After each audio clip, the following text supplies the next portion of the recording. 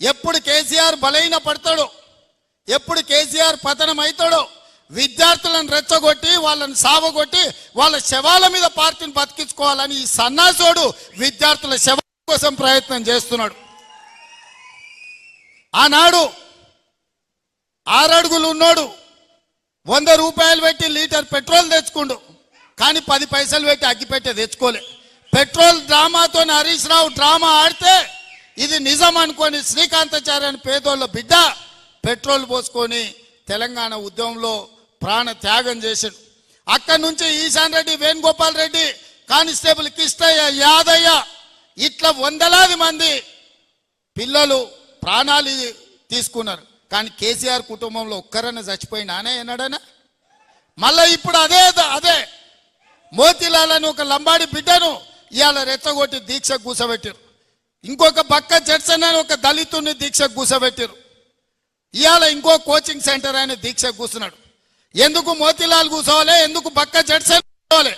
నేను సూటిగా సవాల్ విసురుతున్న హరీష్ రావుకు, కేటీఆర్ కు, సన్నాసులారా మీరు దీక్ష కూర్చోండి, మీరు సావనైన వాయిదా అయిన పడాలి. ధైర్యం ఉందా? రాండి ఉస్మానియా యూనివర్సిటీకి వచ్చి ఆర్ట్స్ కాలేజ్ ముందల బామార్దుల ఆమరణ నిరాహార దీక్ష కూర్చోండి.